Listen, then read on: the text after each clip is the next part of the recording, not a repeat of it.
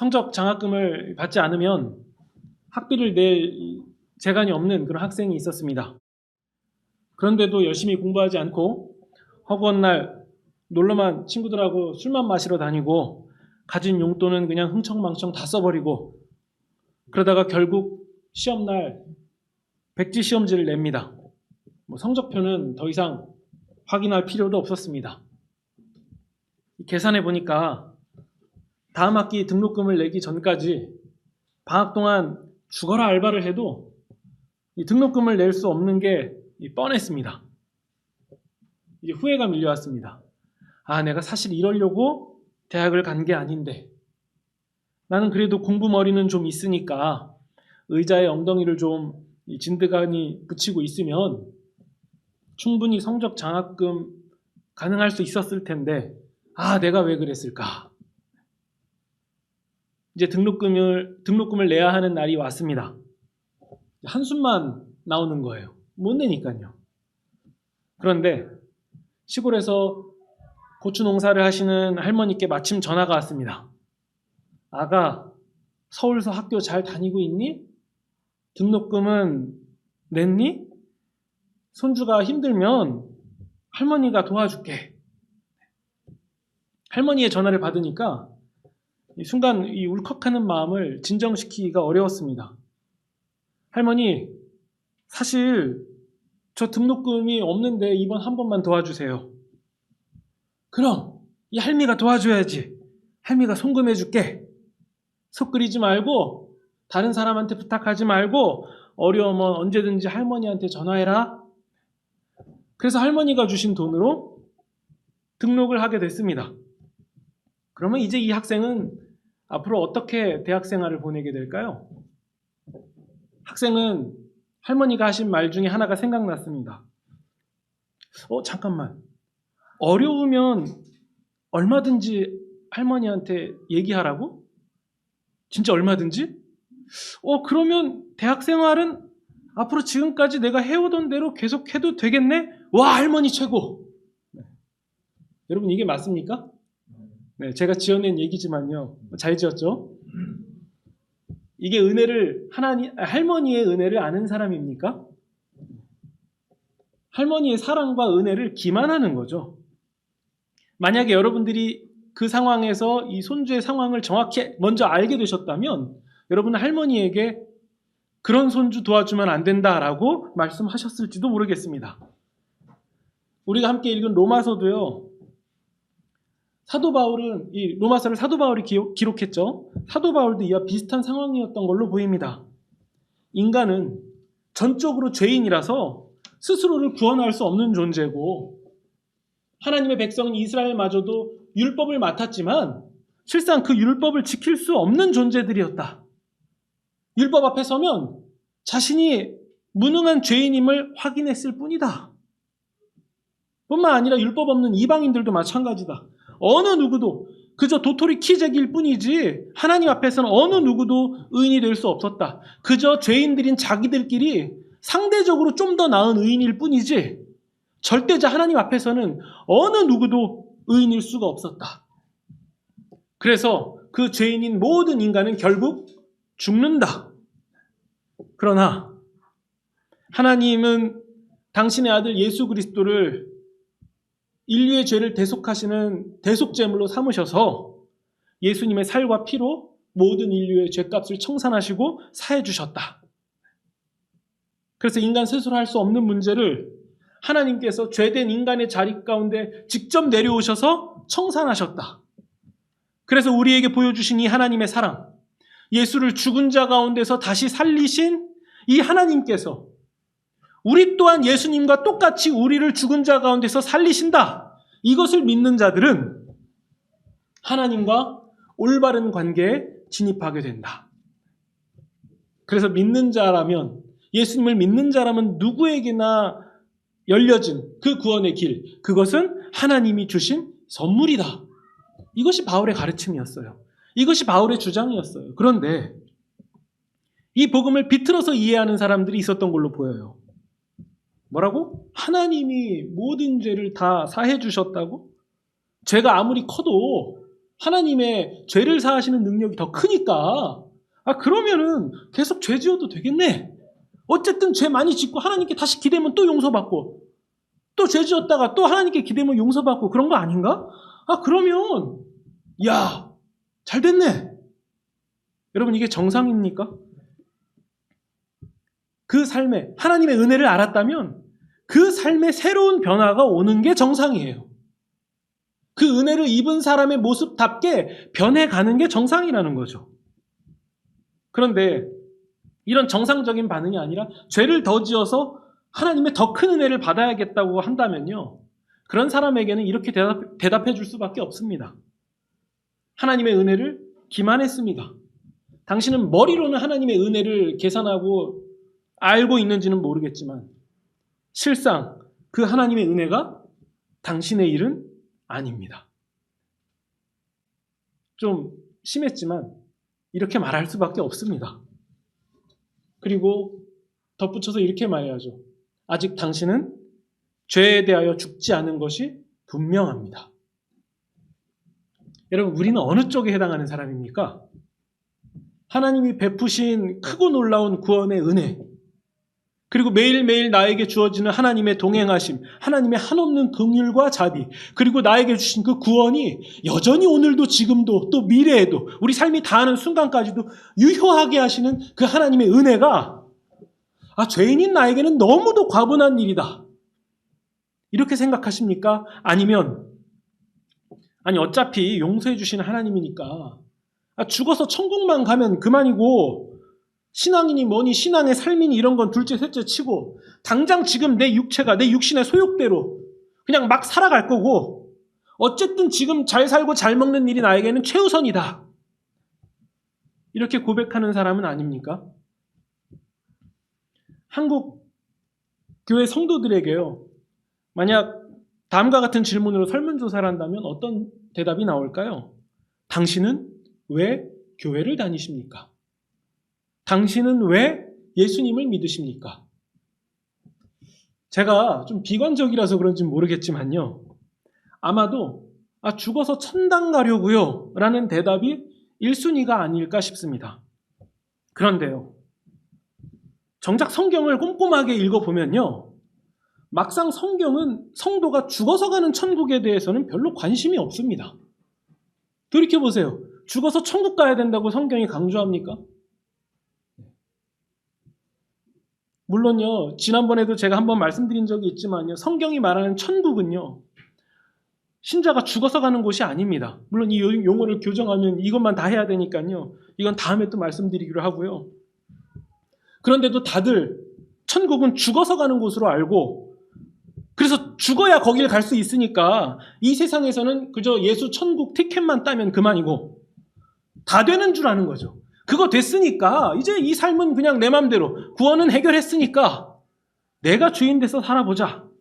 그런 식이니까 이 세상에서는 여전히 사기치고 거짓말하고 남에게 상처 주고 온갖 탐욕과 죄악에 얼룩져 있어도 내 영혼이 하나도 아프지가 않은 거예요. 이게 그렇게 문제라고 받아들여지지가 않는 거예요. 왜냐? 죽어서 천국 갈 수 있으니까. 돈 많이 벌고 남들이 우러러보고 소위 잘 살기만 하면 아무런 문제가 없다라고 생각하는 거죠. 근데 정작 성경이 관심 있는 것은 하나님께서 성도라고 부르시는 구원받은 하나님의 백성들을 하나님께서 친히 모으셔서 그 성도들에게 할 수 있는 능력과 용기를 주시고 결국 그 성도들을 통해서 이 세상의 악, 이 세상의 죄를 점차 제거해 가시는 것. 하나님은 그것에 가장 관심이 있으십니다. 그래서 우리가 신약 성경을 보면 자꾸 성도로서 살아가야 되는 온전한 삶에 대해서 강조하고 또 강조하는 거예요. 그건 도덕 윤리 차원의 문제가 아니라 구원받은 하나님의 백성이 하나님과 함께 이 세상에서 죄가 끝났다.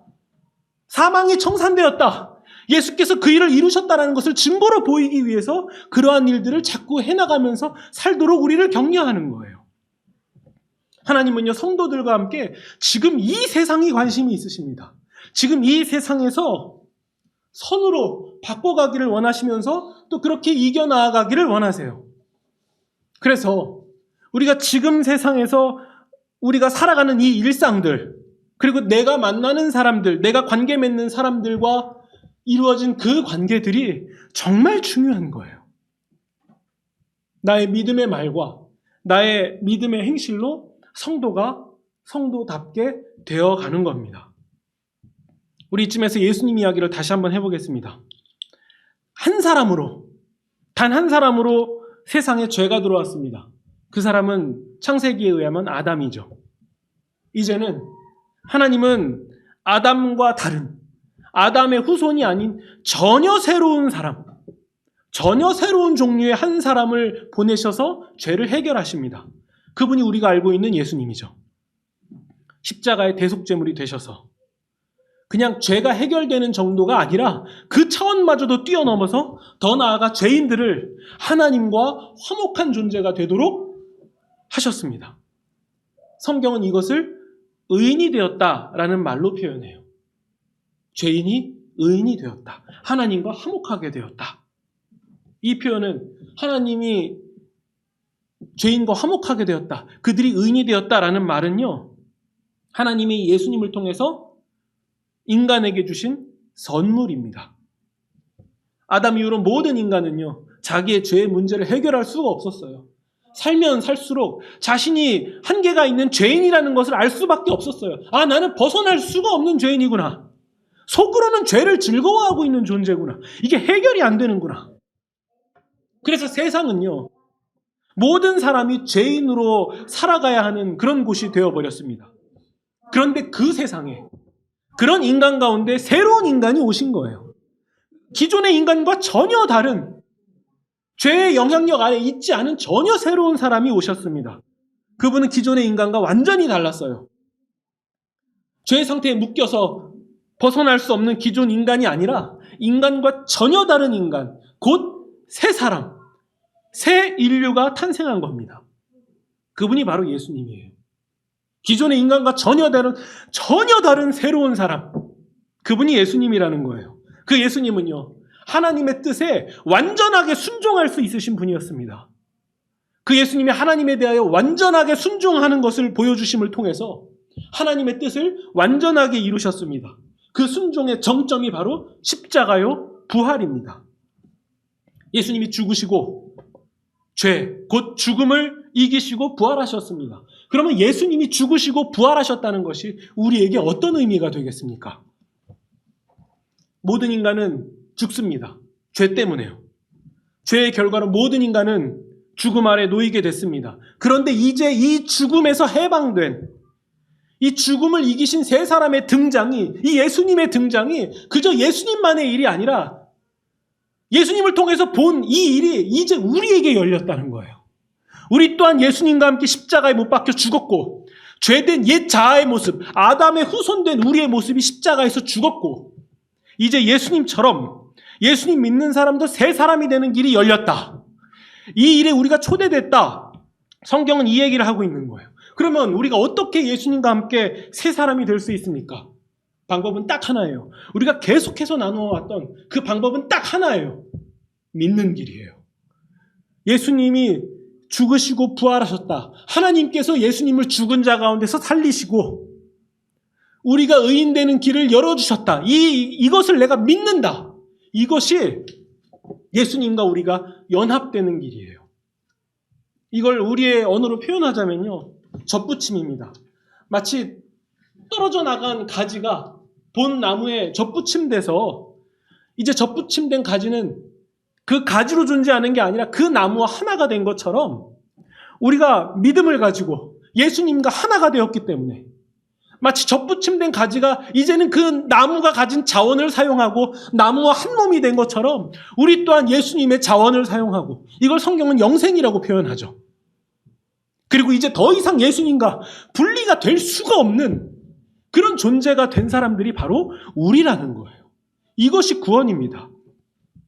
그래서 우리가 연합된 존재, 예수님과 연합된 존재가 되었다면, 예수님께 접붙임 되었다면 우리도 예수님과 똑같은 존재, 죄와 사망을 이길 수 있는 존재가 될 수 있는 거예요.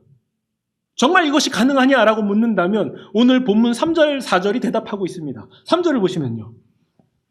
그리스도 예수와 합하여 세례받은 우리는, 세례라는 것은 우리가 행위로는 물로 찍어서 고백하는 행위처럼 보이지만요, 죄에 대하여 죽었고 예수에 대하여 살았다라는 것을 보여주는 행위입니다. 예수와 합하여 세례받은 우리는 이미 예수님과 함께 죽었습니다. 우리는 죽은 거예요. 우리 아담의 후손으로 살아가는 옛 자아는 죽었다는 거예요. 죄에 대한 그 존재는 죽었다. 4절. 우리는 예수님과 죽음과 하나 되는 세례를 통하여 예수님과 장사되었습니다. 예수님이 들어가신 그 무덤에 실상 우리도 함께 들어간 거예요. 우리의 옛사람, 옛자아가 죽었습니다. 그래서 그리스도께서 하나님의 영광으로 다시 살아난 것처럼 우리도 새로운 생명, 새 인간으로 살아가게 된 것이다. 이게 로마서 3절, 4절의 고백인 거예요. 이것이 어떻게 가능하냐고요? 예수님과 연합되었기 때문에 가능한 일입니다. 다시 말씀드리면 이 연합이라는 것은 우리가 예수님을 믿는 것을 말합니다. 다른 표현으로 우리가 그리스도인이 되었다, 우리가 신자가 되었다, 성도가 되었다라고 말할 수 있는 거죠. 그러면 우리가 이 나눈 진리를 토대로 우리가 성도가 되었다, 신자가 되었다라는 것은 무슨 뜻이겠습니까? 새 사람이 된 거예요. 옛 사람이 죽어버렸고 새 사람으로 부활한 것을 말해요. 우리가 새 사람인 거예요. 전혀 다른 종류의 인간. 죽으시고 부활하신 예수님 같은 그런 사람이 됐다는 그 얘기인 거예요. 새로운 종류의 인간. 이론으로 아무리 얘기해도 우리가 실감이 안 되니까 그런 건데 예수께서 그 일을 행하셨다. 우리가 그런 존재가 되었다. 그래서 이제 우리는 죄와 사망의 권세를 이긴 새 사람으로서, 물론 그것도 예수님께서 이긴 것을 우리가 힘입은 사람으로서 더 이상 죄의 종노릇하지 않고 더 이상 죄와 죄된 세상의 노예로 살아가지 않고 하나님에 대하여, 오직 하나님에 대하여 순종하면서 살아가는 그런 새 사람, 그 새 사람이 바로 신자라는 거예요. 우리라는 얘기인 거죠. 세상의 끝날에 다시 오실 예수님께서 우리의 몸이 부활하게 하실 것이고, 부활하신 예수님의 몸과 같은 그 몸으로 우리가 부활하게 될 것이고, 그래서 이 세상의 죄와 타락과 악과 부패, 이런 모든 것들에서부터 완전하게 해방시키시고 종결시키시는 그런 계시록에서 나오는 새 하늘과 새 땅이 임하게 하실 것입니다. 우리가 거기에 소속되는 거죠. 이것이 바로 하나님께서 성경을 통하여서 성도들에게 약속하신 진리입니다. 이것을 우리는 복음이라고 얘기하죠. 이것을 그림언어로 표현하기 위해서 성경은 계속해서 출애굽 얘기를 반복하고 또 반복하는 거예요.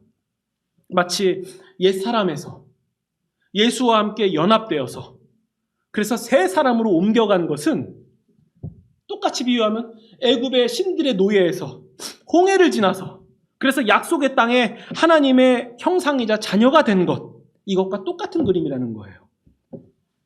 즉 예수께서 십자가에서 죽으셨고 부활하신 것이 믿음으로 예수님과 연합된 우리의 일이 되었기 때문에, 예수님이 하신 놀라운 일로 끝난 게 아니라 연합을 통해서, 믿음을 통해서 우리의 일이 되었기 때문에 우리도 예수님과 함께 죽었고 다시 살게 된 거예요. 그래서 다시 산 우리가 더 이상 옛사람이 아닌 새 사람이 된 겁니다. 새 사람이 되었다. 이게 우리가 실감이 되지 않는 게 너무 애석할 뿐입니다. 우리가 새 사람이 되었다. 그러면요, 이제 우리가 좀 더 신중하게 살펴봐야 되는 점이 있습니다. 바로 우리의 삶이에요. 그것도 지금 이 삶을 우리가 살펴봐야 됩니다. 우리의 삶이 새 사람에 걸맞는 삶이 아니라면 우리는 우리의 믿음을 의심해봐야 돼요. 만약 우리가 새 사람에 맞는 삶으로 사는, 새 사람이 아닌 삶을 사는 것이 불편하지가 않다면, 그게 아프지가 않다면 우리는 우리의 삶을 돌아봐야 됩니다. 정말 우리의 믿음이 진짜인지 의심해봐야 됩니다. 6절을 보시면요, 우리의 옛사람이 예수님과 함께 십자가에 못 박힌 것은 죄의 몸이 죽어서 다시는 우리가 죄에게 종노릇하지 않게 하려는 겁니다. 7절, 죽은 사람은 이미 죄의 세력에서 벗어났기 때문입니다. 그러면요, 믿음이란 무엇입니까? 예수님께서 하신 일과 예수님이 하실 일을 그대로 받는 거예요. 이것이 믿음입니다. 우리가 자꾸 믿음을요, 세속적 가치랑 섞어서 이해하다 보니까 내 삶에 일어나는 어떠한 요행이라던가 혹은 기적 같은 것을 만들어내는 무슨 요술지팡이로 그런 힘으로 생각하기 쉬운데요. 결코 아닙니다. 믿음은 예수님께서 하신 일과 예수님께서 하실 일을 그냥 고스란히 그대로 내가 받는 거예요. 예수님께서 하시는 일이기 때문에 거기에 더 덧붙일 것도 없고 더 뺄 것도 없이 그냥 그 자체로 이미 다 된 거예요. 예수님께서 다 하신 것을 믿음으로 내가 고스란히 수납하는 거죠. 그래서 우리는 이렇게 고백합니다. 하나님의 뜻이 하늘에서 이루어진 것 같이 땅에서도 동일하게 이루어지기를 기다립니다. 소망합니다. 이게 믿음이죠. 여러분, 이 믿음을 가지면요, 이 믿음을 가지면 반드시 달라집니다. 반드시 달라져요. 당장 우리가 지금 살아가는 이 세상은 바뀌는 게 전혀 없다 할지라도요, 우리는 반드시 달라집니다. 예를 들어서요, 우리가 비만 오면 빗물이 뚝뚝 떨어지고 툭 하면 전기가 끊어지는 그런 집에 산다고 한번 해봅시다.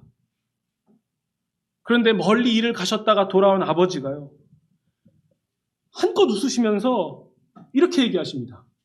얘들아, 이제 우리 상황이 완전히 좋아졌다. 이사갈 새 집을 아빠가 샀어, 계약했어. 이제 우리도 번듯한 집에서 살 수 있어. 우리 몇 달간만 여기 있다가 곧 이사할 준비를 하자. 버릴 거 버리자. 그리고 새로운 거 사자. 우리 이사 갈 거야. 여러분, 아버지가요, 내가 새 집을 샀어라는 얘기를 해도요, 여전히 전기가 끊어진 집이라는 거, 그 얘기를 들은 곳이 전기가 끊어지는 집, 비가 새는 집이라는 현실은 전혀 바뀌지가 않았어요. 똑같이 그 자리 그대로 있어요. 그런데 달라진 거예요. 그런데 달라졌어요. 이제 전기가 끊어지는 집이 예전처럼 비참하지가 않은 거예요. 비극이 아닌 거예요. 지금은 당장 아니지만 이제 곧 우리에게 확실할 일이 무엇인지를 알기 때문에 지금 전기가 끊어진 게 전혀 서글프지가 않은 거예요. 8절을 보시면요, 예수님과 함께 연합되어서 예수님과 함께 죽었고 함께 살 것을 믿는다. 9절, 예수께서 죽은 자 가운데서 살아나셔서 다시는 죽지 않으시며 다시는 죽음이 예수님을 지배할 수 없음을 우리는 안다, 믿는다. 10절입니다. 예수께서 죽으심은 죄에 대하여 단번에 죽으신 것이고 예수님께서 살아계심은 하나님에 대하여 사는 것이다. 11절, 이와 같이 우리도, 예수님만이 아니라 우리도 죄에 대하여 죽은 사람이고 하나님에 대하여 예수 안에서 살고 있는 사람임을 알아야 된다. 자, 여러분, 믿음 때문에 뭐가 달라집니까? 이제 이 세상에서 죄에 대하여서는 도저히 다시는 죄에 대하여 못 사는 사람이 되는 거예요. 더 이상 죄와 세상에 대하여서 그것을 따라갈 수 있는 그런 존재가 될 수가 없는 거예요. 그게 너무도 싫은 거예요. 그래서 여러분, 무엇을 따를 것입니까? 주인은 정해져 있어요. 이 세상에서 나는 무엇을 따를 것인가? 새 사람이 나는 무엇을 따를 것인가? 그건 정해져 있는 일입니다. 애굽의 신 파라오가 아니라, 세상의 것이 아니라 우리를 하나님의 형상으로 지으신 하나님을 따라 사는 거예요. 그게 우리가 앞으로 살아갈 길입니다. 우리는 예수님의 부활 사건에 들어갔고 하나님의 은혜 아래 머문 존재가 되었습니다. 이것을 우리는 예수님과 한 몸이 되었다, 하나님과 하나가 되었다, 예수님과 연합되었다라고 표현하는 거예요. 이제 우리의 삶을 한번 돌아봅시다. 우리가 구원받았으니까 지금 이 삶은 어떻게 살든지 그냥 제쳐두고 그냥 죽어서 천국 가게 됐으니 장땡이라고 말하는 거, 그런 질 낮은 얘기는 성경에 존재하지 않습니다. 천국으로 알고 있는 우리가 죽어서 가는 낙원도요, 결국 완성이 아닙니다. 중간이에요. 우리는 지금 이 세상에서 죄와 악에 대하여서 싸우는 사람들이에요. 이것이 틀렸다라고 선언하는 사람입니다. 왜냐하면 하나님 나라의 대사들이기 때문에 천상의 가치를 이 세상에 선포할 수밖에 없는 거예요. 우리의 진정 주인 되시는 하나님이 하시는 일이 옳고, 몸의 부활을 비롯해서 미래에 일어날 하나님께서 하실 일에 대해서 너와 내가, 우리가 동참해야 된다는 것을 선언하는 사람들인 거예요. 이것이 우리가 갖는 가장 최상의 가치입니다.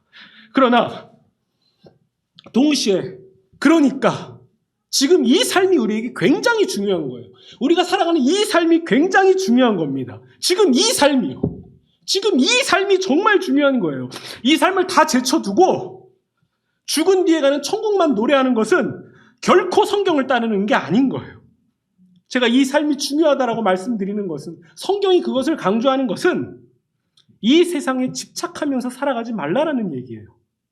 더 나아가서 지금 이 삶을 나의 이기심, 나의 욕망, 나의 성격 그대로, 나의 성품 그대로, 나의 탐욕 그대로 못난 자아가 살아가는 것, 그것을 부끄럽게 여겨야 된다는 거예요. 나를 의롭게 하신 주님의 은혜와 천상의 가치를 바라보면서 이 세상을 예수님처럼 지나가야 된다는 얘기입니다. 물론 우리도 한계가 있는 사람이에요. 미운 건 미운 거고 싫은 건 싫은 거예요. 그건 어쩔 수 없어요. 그러나 미워도 싫어도 우리가 새 사람이기 때문에, 부활하신 예수님과 같은 사람들이 이미 되었기 때문에 우리가 해야 되는 그런 것들이 반드시 있는 거예요. 예수님 따르기를 원하신다고요? 한 사람의 죽음은 온 인류에게 생명을 가지고 오셨습니다. 이것이 예수님이 하신 일이에요. 그렇다면요, 예수님을 본받아서 나의 죽음까지는 아니더라도 나의 희생과 나의 양보와 나의 배려와 나의 철저한 결단, 이런 것들이 최소한 두세 사람은 살려야 되는 거 아니겠습니까? 나의 말과 행실, 나의 삶으로, 최소한, 또 멀게, 너무 거창하게 말할 것도 없이 가족은 살려야 되는 거 아닙니까? 예수님이 죽으시고 부활하셔서 만난 첫 사람들에게 이렇게 말씀하십니다. 평안하냐? 바로 이거예요. 부활하신 예수님이 평안하냐고 물으신 것처럼 예수 믿는 나 때문에 나와 관계된, 나와 함께하는 사람이 진정 평안과 평화를 맛봐야 됩니다. 내가 속한 학교, 가정, 직장, 이 모든 영역이 나 때문에 평화로워야 된다는 거예요. 내가 예수님과 연합된 사람인지 알아보는 길은요, 그렇게 어려운 일이 아닙니다.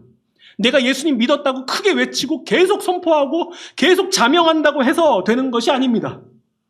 나의 주변 사람을 살펴보면 정확하게 알 수가 있습니다. 내가 지옥을 만들어 놓고 나는 구원받았다라고 말한다면 정말 내가 예수님과 연합된 사람이 맞습니까? 예수님이 그렇다고 하실 거예요? 나는 몰라서 속아서 그렇다라고 말할지 모르겠지만 예수님의 대답은 단호합니다. 아니다. 아니다. 여러분, 뉴스를 보세요. 사장이 직원들의 안전과 돈을 바꾸는 일, 그런 거 너무 허다하잖아요. 굉장히 위험한 일에 자기 가족 아니니까 직원들 내모는 거, 그냥 고스란히 위험에 노출하는 거, 알면서도 그냥 모른 척 하잖아요.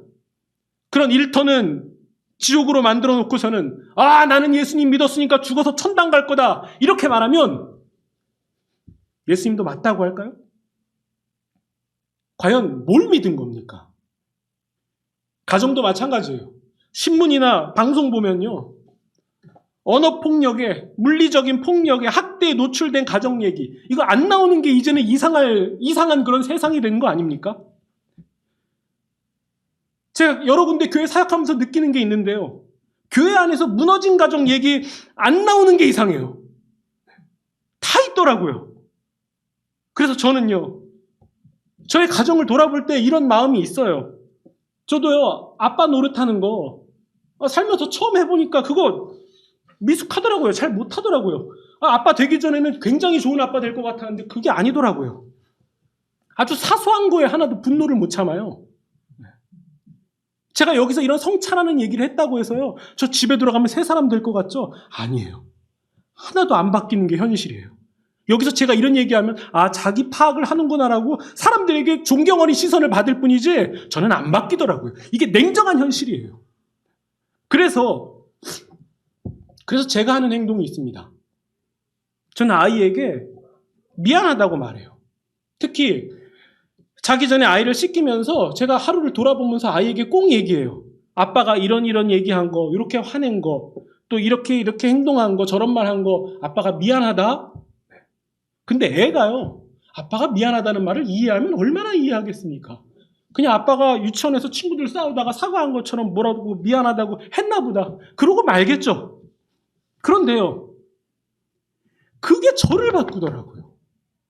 저를 조금씩 바꿔가요. 이게 막 드라마틱하게 제 인격이나 삶이나 모든 게 변해가는 게 아닌데, 돌이켜보니까 10번 화낼 거 9번 화내고 9번 화낼 거 8번 화내면서 조금씩 바뀌어가더라고요. 그때 깨달은 게 있어요. 아, 우리 집에서 가장 약한 존재, 내가 함부로 대할 수 있는 그 사람에게 내가 대하는 그 모습이 바로 내가 예수님 대하는 모습이구나. 내가 아이에게 대하는 모습이 예수님 대하는 모습이구나. 그래서 저는 바뀌고 싶어요. 복음 때문에 바뀌었는데 그 바뀐 게 그 자리에서 머무는 게 아니라 계속 바뀌고 싶어요. 바깥에서 스치면서 만나는 사람들, 종업원들, 특히 아침마다 매일 만나는 복도와 계단 청소하시는 미화원 선생님들, 그분들에게 깍듯하고 싶고 정중하고 싶습니다. 이건 제가 교양 있고 덕목 있는 도덕적인 그런 사람 되고 싶어서 그런 게 아니라 그분들을 대하는 그 모습이 내가 예수님 대하는 모습이기 때문에 저는 그럴 수밖에 없는 거예요. 내가 좋은 사람이라서 그런 게 아니라 그 사람을 대하는 게 내가 예수님 대하는 행동이고 내가 예수님을 믿고 새 사람이 되었다는 증거이기 때문에 그렇게 하지 않을 수가 없는 거예요. 이 세상에서 우리가 사람들을 대하는 일 외에 우리가 예수님을 섬길 방법이 있습니까? 저는 아무리 생각해도 없어요. 사람을 대하는 일뿐입니다. 여전히 내게 남아있는 추악하고 더러운 부분들, 나의 한계와 무능, 죄인지도 인지하지 못하는 그런 부분들이 정말 바뀌면 좋겠어요. 정말 새로워지면 좋겠습니다. 이런 변화를 향한 의지, 그리고 열매는 곧 내가 예수님과 연합되었다는 증거입니다. 이것마저도 없으면 저는 너무도 비참할 것 같습니다. 바울의 고백처럼 너무도 곤고한 사람이라고 고백할 수밖에 없을 것 같아요. 만약 제가 예수님을 그냥 나를 위한 포장지로 쓰려거든, 혹은 내가 목사라는 호칭이 단순히 교회에서 적당히 대접받는 그런 카드로 쓰려고 한다면 차라리 그 전에 망신을 당하고 모든 수가 틀어져서 그냥 일이 다 망쳤으면 좋겠습니다. 정말 제가 그걸 바라는 거예요. 우리가 세례받은 신자입니까? 정말 세례는 나와 세상에 대하여서 죽은 거 맞습니까? 나는 그 세례를 받았습니까? 그리고 나는 예수님에 대하여서 다시 살았습니까? 이걸 다시 의심해 봐야 돼요. 정말 그런지 다시 돌아봐야 됩니다. 우리는 죽은 겁니다. 죄에 대하여서 죽은 거예요. 죽은 거라니까요. 적당히 숨 붙어 있는 게 아니라 죽었습니다. 할머니가 등록금 내주신 그 은혜와 사랑을 알았다면 학생은 이전과 같이 살 수 없듯이 우리가 아들을 보내신 하나님의 사랑과 은혜를 정말 알았다면, 정말 그 사실을 믿었다면 우리는 옛사람이 아니라 마땅히 예수님과 연합된 사람의 모습으로 살 수밖에 없는 거예요. 내 능력이 안 돼서 그렇게 못 산다면 그 사실이 너무도 괴롭고 괴로울 수밖에 없는 거예요. 또 반성하고 돌이켜서 회개할 수밖에 없는 겁니다. 우리 12절을 보시면요. 그러므로 결국 죽어버릴 육체의 욕망에 굴복하지 마십시오. 그래야 죄의 지배를 받지 않을 것입니다. 13절입니다. 또 여러분의 몸을 죄에 내맡겨서 악의 도구가 되지 않도록, 악의 도구가 되는 일이 없어야 합니다. 오히려 여러분은 죽었다 살아난 사람으로서 여러분 자신을 하나님께 바치고 여러분 몸이, 여러분 지체가 하나님을 위한 의의 무기로 쓰이게 하십시오. 14절입니다. 여러분은 율법의 지배를 받는 것이 아니라 은혜의 지배를 받고 있으므로 죄가 여러분을 지배할 수 없을 것입니다. 이게 성경이 우리에게 선포하는 말씀입니다. 우리는 이 세상을 지나서 이 세상을 주와 함께 지나서 천성을 향하여 가는 사람들입니다. 우리가 그 사람이라는 사실을 결코 잊어서는 안 됩니다. 그 가는 길은 물론 생각처럼 쉽지는 않아요. 나의 한계를 경험하고 또 나의 못난 자아를 경험하고 몸에 먼지도 많이 묻고 상처도 많이 나더라고요. 게다가 몸이 아픈 것보다는 마음이 무너지는 것이 제일 힘든데, 그럼에도 그 여정의 끝은 천성이라는 사실을 반드시 기억하시기 바랍니다. 하나님께서 모든 악과 부패를 제거하시고 오직 하나님의 뜻과 생명으로 완성된 이 세상 말고 앞으로 다가올 세상, 그곳에서 우리는 나그네가 아니라 하나님과 연합된, 예수님과 연합된, 예수님과 같은 사람이었다는 사실을 다시 한번 깨닫게 될 것입니다. 우리가 부끄럽게 여기는 것을 여전히 똑같이 행하며 산다면, 우리가 가면을 쓰고 그 속에서는 전혀 변화되지 않은 그 사람으로 여전히 산다면 그 끝은 반드시 죽음입니다. 그러나 예수님과 연합되어서 죄에서 해방되고 하나님의 자녀가 된 우리의 끝은 영원한 생명입니다. 나를 보시지 마시기 바랍니다. 나는 최선을 다할 거예요.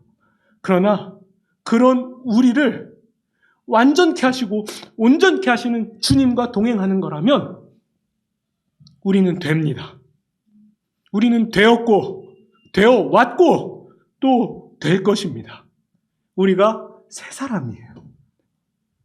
우리 삶에, 지금 이 삶에 어떠한 어려움이 있다 할지라도, 우리가 어떠한 한계를 마주해서 헐떡이고 있다 할지라도, 내가 예수님과 연합된 사람이라는 이 놀라운 진리를 기억하시면서 그 믿음으로 이 주어진 삶을 주와 함께 묵묵히 지나가시는, 충성스럽게 완주하시는 그런 저와 여러분이 되시기를 주님의 이름으로 축원드립니다.